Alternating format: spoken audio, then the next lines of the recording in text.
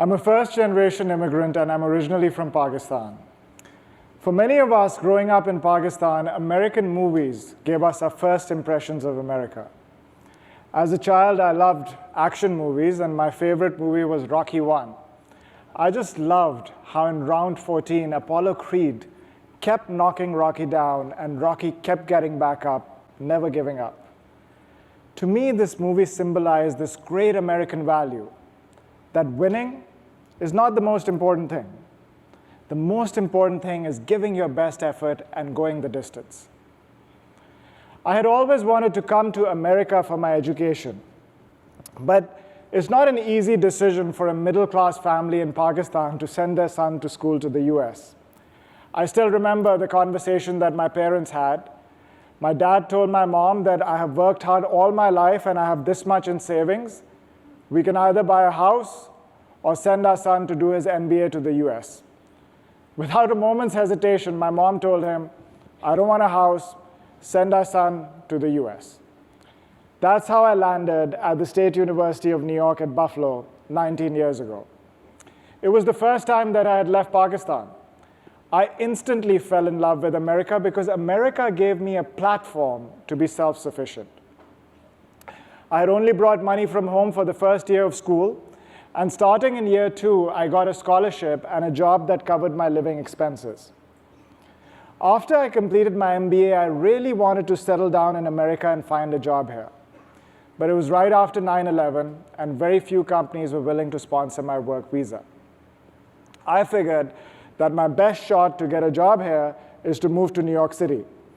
So, with 2 friends, I packed up and moved to New York City to try my luck. We rented a tiny 1-bedroom apartment in Harlem, which the 3 of us shared. Needless to say, it was extremely difficult. There came a point where I ran out of money, and in order to pay my bills, I had to work at United Colors of Benetton selling clothes. I did this for about a year. Finally, I found a broker-dealer willing to sponsor my work visa, and the job that I had to do was cold call to build a book of business. Now, after completing my MBA, I did not foresee myself doing cold calling, but coming from a job where I was standing all day, selling clothes, getting blisters on my feet, now I'm sitting in a comfortable office making phone calls. You know what? Everything's about perspective. It really didn't seem that bad. Coincidentally, my now partner Syed Nishat also joined this firm at the same time. Both of us instantly connected. We approached our work as if we had no choice but to succeed, because to be honest with you, in reality, we did not. So we would work from early morning till late at night, and very often on weekends. Within a few months, we became the top 2 account openers in the firm. As our clientele grew, Syed and I realized that because of this relationship of trust that we had developed with our clients, they wanted us to take care of all aspects of their financial life, not just investment management. So for example, they wanted us to take care of things like tax planning, retirement planning, estate planning. We decided that the best way to cater to these needs was by becoming fiduciary, fee-based financial advisors.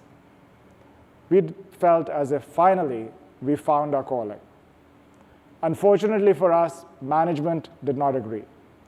Our branch manager was extremely opposed to us going fee-based because he felt that this would mean a decline in revenues. I tried to explain to him that even if revenues were to fall in the short term, by having more meaningful client relationships, revenues would go up far more in the long term. However, his mindset was fixed. And when we persisted, he created an extremely difficult work environment for us. All sorts of hurdles were put in our way, including threats of being fired and my team getting taken away from me. Not my style of management, but you know what? Looking back, in a way, I'm grateful for the experience, because that was the final straw which convinced Syed and I that we needed to fight for our clients' well-being and set up our own fiduciary fee-based firm. That's how our firm, Wallstreet Alliance Group, got created 9 years ago. I'm sure, given the circumstances, Rocky would have chosen the same path. The reason why Syed and I had success from the very onset of our financial services career is because we realized that there was a trick to this business. Be a specialist rather than a generalist. Our speciality was that we approached first-generation immigrants because we had a natural cultural affinity with them. Being first generation ourselves, we could relate to them and cater to their needs in a way that an American-born advisor could not. We discovered that those within the first generation community with the greatest need for financial planning were the very successful. So we further narrowed our focus on affluent first generation immigrants. We had tapped into a sorely neglected demographic. These affluent first-generation immigrants' life journey was very similar to that of Syed and mine. They had left the comfort of their home countries and come to the United States for one reason. And that reason was so that they could give their children a better future, give their families greater opportunities. They went through a lot of initial struggle to get settled in America, but over a period of time, through hard work and perseverance, achieved a tremendous amount of professional success in occupations such as physicians, business owners, and engineers. Since they were professionally very successful, they had complex financial planning needs. But the challenge that they faced was that because they did not grow up in America, they were not familiar with the financial planning concepts that are considered to be the norm here. Many of them came from countries where the stock market was not even fully developed, and investing in it was viewed as a form of gambling. Some of them were comfortable in just investing in gold and real estate. One of my clients, who's an emergency room physician, said it best when he said, "You and I, Aadil, we're in a similar line of work. We are both in the business of making people's lives better." Syed and I realized that the only way we could make our clients' financial lives better was by giving them comprehensive financial solutions. In order to do that, we needed to have a team of experts. So we went on to form alliances with attorneys, actuaries, and CPAs so that we could provide our clients with a true one-stop shop solution for all their financial needs. Up until we started our firm, the way in which we got new clients was through cold calling. We wanted a better approach. Since I had a knack for public speaking, we decided to capitalize on it and went on to arrange seminars focused on educating prospects on financial concepts and principles. Think about it. All of us sitting in this room over here, each one of us has some inborn natural strength or interest. For me, it happened to be public speaking. For you, it might be something else. Try to find a way to use your inborn strength in your business. This will not only lead to better results, but will also be more fulfilling. We've all heard this saying, it's not personal, it's just business. Syed and I don't think that way at all. What we have always believed in is that if you care deeply for your clients, love your clients, this business will give you back 10 times more than what you put in. When you have that type of a relationship with your clients, what ends up happening is that when there's a good news, you're one of the first calls, and when there's a bad news, invariably you're also one of the first calls. I received one such call a few years ago from the ex-wife of a client of mine. Now, this client was a very successful neurologist. He was really into fitness. Every time I used to call him in the evening, he would be in the gym working out. As part of his financial plan, I had asked him to get his estate planning done. But being a first-generation immigrant, he did not fully comprehend the gravity of it and kept putting it off.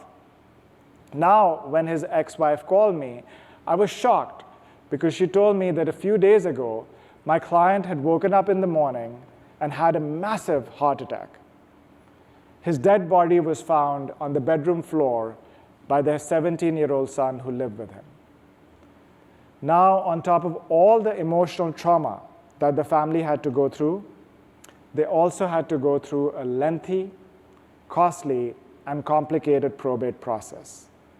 I was there every step of the way for them.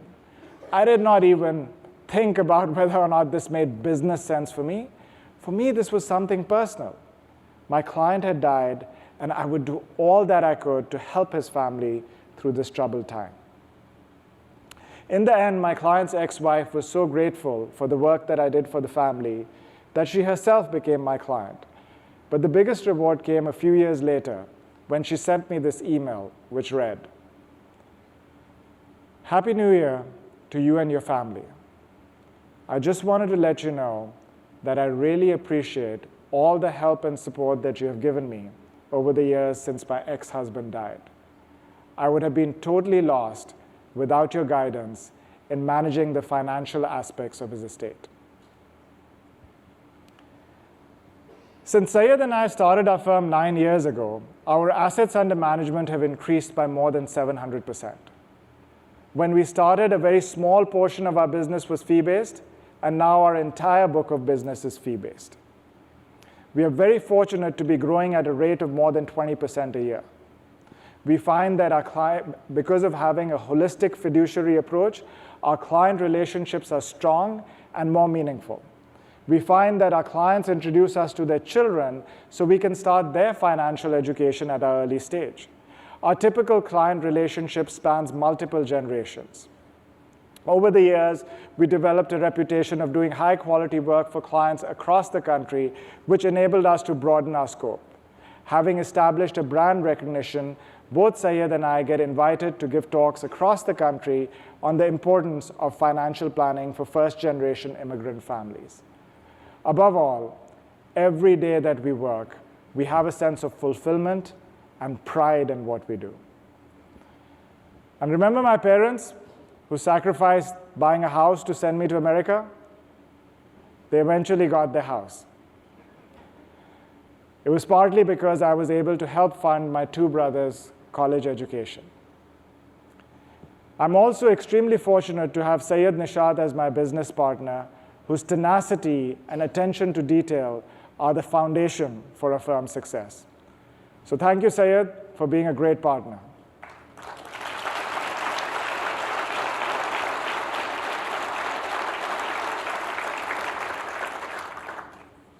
The story that I have just told you about Syed and I is not unique. It is the story of many first-generation immigrant families in the United States. America embraces diversity and is the only place in the world where you can start from nothing, but just through effort and hard work, make something of your life. That's what makes America so truly special. My message to anyone in this business is that every one of us is a specialist of some kind by virtue of being a unique human being. Try to find out what your specialty is and leverage it in your business. Care deeply for your clients and use your personal experience and expertise to help them. And if you're in this business long enough, there are going to be times when you're going to get the wind knocked out of you. But like my hero Rocky Balboa said, life is not about how hard you hit. It's about how hard you can get hit and keep moving forward. That's how winning is done. Thank you. Thank you.